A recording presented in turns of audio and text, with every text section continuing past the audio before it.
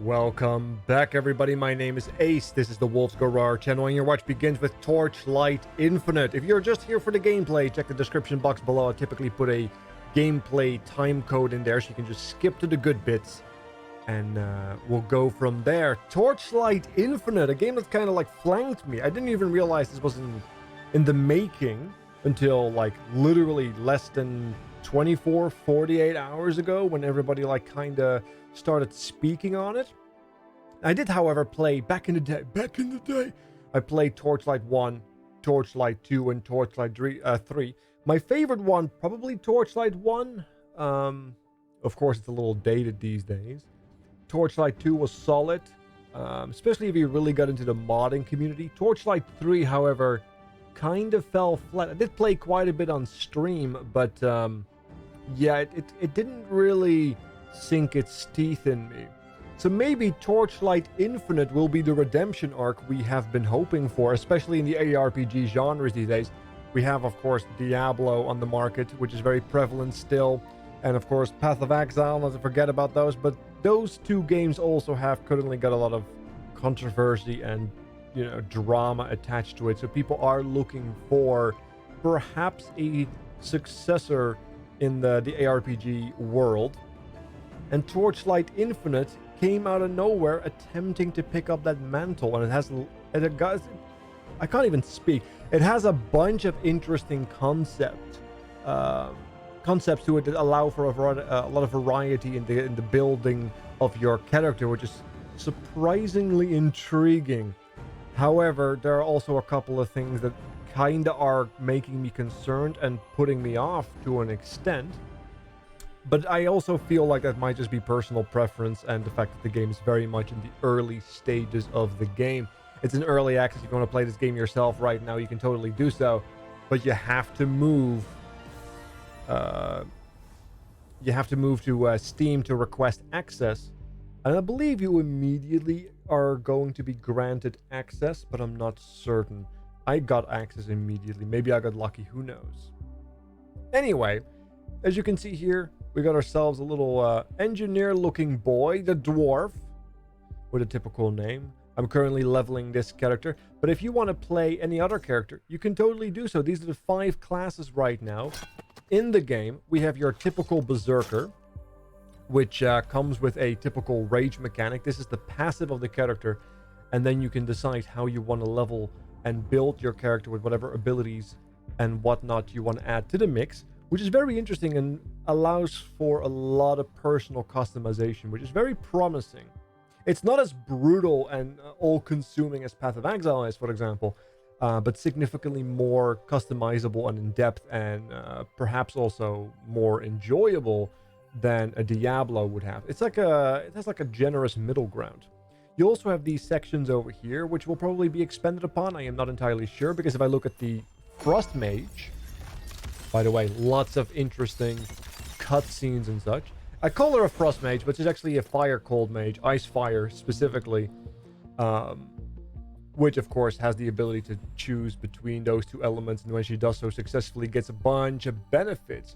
There's a lot of stuff added, and to consider when making a character like this. Now, this is the one I actually was looking forward to. There's also a mage, but there's like a variation here. Now, I'm not sure if that's just a skin variation or an actual different version of the class, but right now I can't access it, so I couldn't find it. Yeah, right now we have the berserker, the melee boy, the only real melee boy. We have a ranger, all about mobility and shooting stuff. This is just nukes. Not a lot of mobility on this character, but a lot of powerful damage with the magic. This is more about being a mage with mobility. Placement is everything for this character. Kind of reminds me of the Guild Wars 2. Is it Mesmer? It's been a hot minute since I played Guild Wars 2, where, you know, like the utility and the placement of it all is very much important compared to, let's say, something like a Fire Fusion, where it's more about just nuking and being essentially organic artillery. And then we also have our little dwarf, the one that I started out with, which has the ability to be kind of melee, kind of range, but is more about a minion boy, summoning robotics and synthetics, or sentries, depending on how they are called. or which ones you pick. They're very loud, as you can see. They are very proud too. So you can choose between any of these. They all have a passive cooldown or a passive mechanic that has a cooldown. As you can see here, this is overload for 4 seconds when a summon skill is used. Overload, 9 seconds cooldown, and they give you a bunch of benefits here on your minions, which is very useful. I find it to be quite powerful, in fact, already, but maybe that's just the early game, because I am absolutely devastating and dominating, which is not a terrible thing to enter a game with. Speaking of, I think we should just enter the game. And I can show you a couple of things about the skill trees. Oh, no, I don't have to make a new character. No, I don't want to make a new character. One of the things that is putting me off is that the controls are very flimsy on the PC. It reminds me more of like a touchscreen and a mobile game. Now, this is cross-platform, I believe, so it's definitely built in mind with other particular forms of interacting with the medium beyond just the keyboard and the mouse, and I can definitely feel it. As you can also see immediately right here on the left side, everything, like the text, for example, it all feels a little mismatched in terms of how it should scale. It's kind of like discombobulating at times. Anyway, as you can see, this is the basic UI.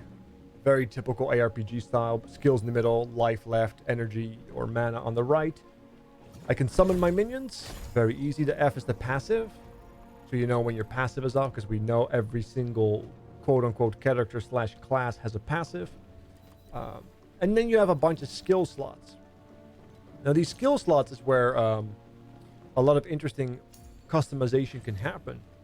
Because as you spec them, you have these side grades, these augments you can do. Now, for example, here on the Summon Machine Guard, which allows me to summon my machines, I was able to add minion damage.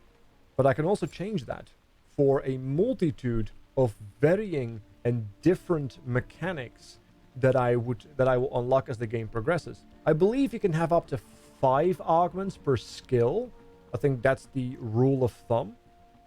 And you can do whatever. There's no real requirement except just unlocking and then also leveling the actual augment up. And that's just per skill, right? Because also the skill itself can be changed to anything you may unlock, which is fairly impressive. Some skills are universal. You see there's a lot of like movement skills. I'm not sure if every single skill will be entirely universal. It's mostly the utility skills that are, and the healing skills, as far as I've been able to tell to this point. Because yeah, like Ice Shot here may give you the impression that it might also be for the Ice Mage, but limited to bows, crossbows, firearms, and cannons, which is more relevant to the range element of this particular engineer-looking character. I do already have a couple of skills unlocked: Sentries, Summon Machine Guards, Darkgate, and a Blink. But there's so much more you can unlock, including just utility like Mana Scares or Bloodthirst Recovery, with all kinds of mechanics. You want to know, by the way, one of these blue lines here, so you can just see what life regain actually means. So there's a lot of information, a lot of overwhelming information, but the good thing is that they give you the actual information. Although I imagine once you start stacking things and interacting passives and actives, it might become completely overwhelming, and I'm looking forward to it. If I can overcome Path of Exile, I can overcome this goddamn game. There's a lot of subsections as well, from variety to elemental damage, and the variety of ailments, as well as like a whole slew of other tags that may interact off one another. It is quite interesting. And that is very promising, that they are not just giving you only like a handful of options and just kind of like, this is it, good luck. No, they give you a lot to work with. It's going to be a nightmare to balance, I imagine, but that's okay. As long as they do their best to do so. Having a skill that's like broken every now and then is not a terrible thing. Alright. I decided, by the way, to go for the leap attack, which is a little blue icon here, which is the charge. And if you have a charge, a demolisher charge, there's an additional benefit on it. There's a lot of things like that in the game as well, where it's charge related. Of course, my character also has like a little bit of like yellow life here. That's energy shield. Which may be understandable. to those who play Path. It's just health that regenerates, unlike the green bar, which may need some healing, which is, by the way, what my Q is. It's the health pot you start with, and you can modify it with skills as well, which is fairly convenient. Speaking of customizing things further, you also have a bunch of trees you can pick, passive trees. And then these passive trees, they come with, let's reselect, for example. Each passive tree has an associated strength or like tags with them. Like, for example, God of Mind will most likely be melee. God of Hunting, Speed, Lightning. Okay. You can definitely see that there's a clear archetype with each particular tree. So we actually went with the God of Machines, because I'm mostly machine. And then you can see on the left side, you might get access to multiple trees, which is also a whole slew of potential combinations, which gives me hope that maybe a proper combat mage might be built, which is very exciting, very, very exciting, because I love getting a good combat mage. I went with a little tankiness because I don't like dying, as I'm learning things and trying to get better at the game. Oh, I'm not allowed to do this? Talent at maximum level. Oh, it's only 1 point. Okay, yeah, fair enough.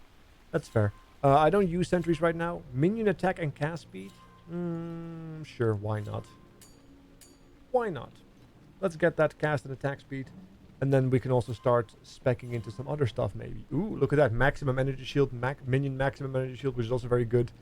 Minion critical strike rating. Critical strike rating. Yeah, so these are mostly numerical values, as I've been noticing.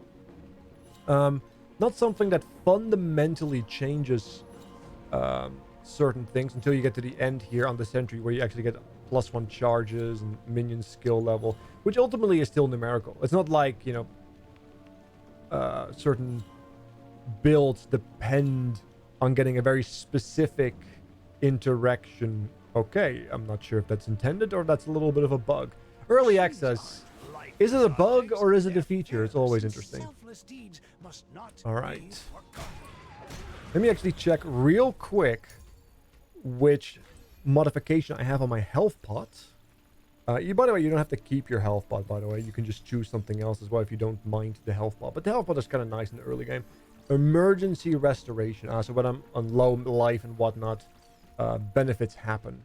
There's also an instant heal, which heals you for less, but heals you instantly. Which is very good if you're trying to do a bit of a hardcore run of some sorts. Very useful. Let me get my portal going. There you go. I'm not sure if this is just broken or if minions... If this is like just the damage baseline in the early game, or if minions are just like really, really good. When you play a character for the first time, you get a little bit of a boss sequence where you get to unlock your full potential, where you get to see... for this character, you play as a... well, you play him in the same way, but you get like 4 minions that do like 4 to 5 million damage. So the numbers will definitely crank up. Which I am a little concerned about. Like, big numbers. It's always worrying me. I've played a lot of World of Warcraft back in the days, and, you know, if you've played that game long enough, you may understand the number crunches and some of the confusion that may come with that. So seeing an early access game already speaking immediately about millions of damage, which is very exciting, but I don't know. I'm not really impressed with numbers that are like very difficult to comprehend in games like these. Got some blues here, which is potentially interesting. Ooh, 25 DPS in the bleed, added gear fire. Ooh, okay, yes, that's a big upgrade. One of the big things that I currently... Ooh, nice, survival goes up. One of the big things that I dislike right now as well is a pet peeve in any game, not just ARPGs, but especially in interesting gaming in general, is when I equip gear, it doesn't change. Where's my hat? My gear hasn't changed. I'm not sure if that's intended. If it is, that's disappointing. If it isn't, that's good, because it means there will be changes. However, the weapons do change. Got myself a little axe here. You would expect a one-handed axe to do less damage than a two-handed hammer, but I guess looks can be deceiving. Is what I tell myself every single day when I wake up. Let's move out. Yeah, leaf slamming is just so much quicker than walking around. So we're just gonna keep slamming. Another wall cannon. Okay. Summon my minions with my portal. Alright. So yeah, once I actually pick up a real melee skill, I might be able to actually also partake in combat in a less cheesy way. Because this feels kind of, you know what I mean? Like, it feels kind of, that's how it feels. Just silence. Utter awkward silence. Also, pressing tab shows you the map. Very basic. Very cool. Not a problem. Although, I'm used to being able to walk while my map is up. I get hard stopped.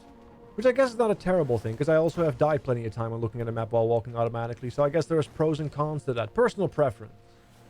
It is what it is. Alright. Okay. No voice acting as of yet, quote unquote. I don't know. We'll see if that actually ever changes. But I'm not sure about you folk, but I never really care about dialogue. Or not dialogue, I mean like the lore and such. Never really interested in this. Why does this look like a boss room? Oh, okay, there you go. That would explain that. Alright, let's keep out of harm's way. Oh, he teleports away. Oh. Let's make sure we don't get hit by that, because that looks like it might hurt. Oh. Oh, it did hurt. It did hurt very much so. But we killed it. Is this phase 1? Or no, it's too late. Is it though? Is it? Forgive me, partner, for what I must do now. I'm just looking up because my neck is so small. What are you doing? Okay. Oh, she's going to sacrifice herself. It's the sacrifice play. All right, Tony Stark. Come on, calm down. Okay. Well, the cutscenes definitely look alright, all things considered, but the severe lack of, like, audio and sound effects is, like I said, very discombobulating for me. Really takes me out. So I'm just gonna keep skipping these, because there's no real point for me to do so. Because, like, the experience, half the experience is not even there. Another talent note. Let's max this out for the max attack speed there. I think that would be very good. Then we can grab up this note soon as well. And then we might be able to push... I don't know if I want to push energy shield. Maybe just crit rating. Critting is not bad. What else do we have? Alright. Oh, nope. I'm... Pressing escape does not get rid of this screen. It's a little confusing. It is what it is. Alright, let's press D. Skip the dialogue. Hideout, Embers, Rest. Alright, let's go back to our hub. Let's go back to our hub. There you go. It's very confusing at times for me still. Because I want to click on it with the left mouse button like I do in other ARPGs. But no, you have to press a very specific hotkey. Which actually perhaps better, right? Because if you are fighting near a portal and you actually misclick, you don't teleport yourself to a different place you don't want to fly to yet. Alright. Please select the calibration intensity for invincibility number 2. I have no idea what this means, so I am not going to interact with it. But it looks like this might be the new hub after the original starting location. Alright. Trader. Okay, so that's, I think, some of that. Ah, here it is. This is what I meant, like, this is clearly made for also some mobile aspect. Cross-platform, right? Sign in. Look at that. Congrats. I've got 2 of a material that I don't know what it is yet. Oh, and more stuff. This is just textbook mobile mobile gaming right here. Not a terrible thing. Proceed to top up. First top up bonus. Ah, look at these prices. Okay, all right. I see you. I see you. The question is, are these things power? Or are they just visuals? Because when it comes down to microtransactions, Um, I don't mind them if they're just cosmetic and affordable, right? If I have to pay an arm and a limb, that's the same thing. If I have to sell my kidneys on the black market to be able to get like a nice MTX or a nice transmog, I am less inclined to facilitate the purchase, right? And if a game tells me that I need to spend money to gain power, like something like Lost Ark, I'm not even touching the game. Over my dead body. I don't want to support games that have innate power that can essentially be purchased, or in some grievous cases are required to be purchased even. Anything else? It keeps telling me like it's flat, like it's red, so that means like there's a notification to my brain. So I want to keep clicking on it. So that's nothing except for like push for a hero. Reach level 10, you get these bonuses. Topping off is just a first time award. That's the trade house. Okay, help yourself to the catalog. But it doesn't tell me. There you go. I want to... Yeah, it doesn't... I guess I don't have access to it. That's fine. It's a little bit of confusion right there. But that's okay. This is so far Torchlight Infinite. So you don't really get spammed with any of the microtransaction shenanigans until you actually hit the first hub, which is nice, because in most of those mobile games that I used to play... Ooh. Okay, yeah, here. This is one of those skills that might make my minions better. 5% chance to do double damage, +1 maximum number of synthetics. That's pretty good. Support melee attack skill, if I want to just fight for myself, I imagine. Multiple projectiles. Ooh, GMP, LMP, let's go. Precision strike. So I want to do maniacal army, I think. Because I want to be able to crank up my shenanigans, right? There you go. Skill. Open the energy panel. Ah, the new mechanic right here. So we currently have a little bit of extra energy. Now, I am not entirely certain what this will entail, what this means, and how to unlock. I think these are just rewards. Energy level, change gear. Oh, so it's like gear. Oh, so the better your gear, the more energy, the more higher level, the more energy. Okay, and then you can spend it into specializing your skills, unlocking another one. So yes, you can crank everything up to 5, but there might be just a natural limitation to how much energy one can generate through gear and whatnot. So we have Hardened here. To gain Hardened, damage taken, 25% damage reduction, basically. That's not bad if you want to keep your folk alive. Ooh, much more AoE. Precision strike. Oh, so you can just bind these melee augments, these melee skills or passives to also your minions. That's interesting. So you can have your own attacks that can work with precision strike, but also your minions. That's kind of cool. Steamroll is the one, however, I didn't want to add. It was the maniacal arm for the +1. There it is, +1. So we're just gonna... oh, I just accidentally bought 2 of it. Unfortunate. Wait, can I stack them? Can I stack? No. Yes? No. Yes? Ah, no. I can't do it. That's alright. I was a Legion commander. That's fair. Just a few years back. So you can't stack it, but now we have access to 3 minions that have a little bit of... I haven't finished. There it is, 3 of them. Perfect. It's a massive buff. It's essentially a buff to 50% of my potential minion damage right there. That's huge. Love it. Nope. You're flashy now. All right. Merits. Path of progression. Path of achievements. Yep. Typical mobile gaming action right here. Get achievements. Get the currency that one you would use. Skills and talents.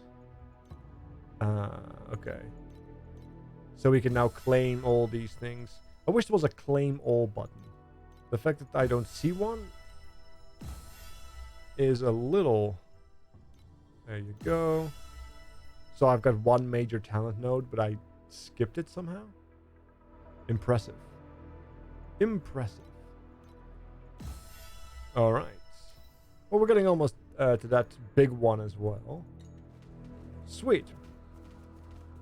Oh, we still have another help action here. Yeah, so there's a lot of stuff that will help facilitate the purchases of perhaps necessary evils, if there are any. Skill shop with skill component. Okay. A lot of dialogue. I think I'm going to call it a day here. Because there's just a lot of like information being thrown at me that kind of prevents me from being able to play the game. And I kind of want to figure out if I can play a battlemage. If anybody knows one, by all means, let me know. But this is like an initial impression of Torchlight Infinite. It definitely strikes me as a basic ARPG like we know. But then also accessible through the mobile, which can be a good thing. It can be a bad thing. What do you guys reckon? Is cross-platform with mobile a good thing? I have my reservations, but I am eager to be surprised and impressed. And on that note, I will see you guys next time. Thank you so much for watching. Check out the stream link in the description box below, and I will catch you guys on the other side. All right, I'm out.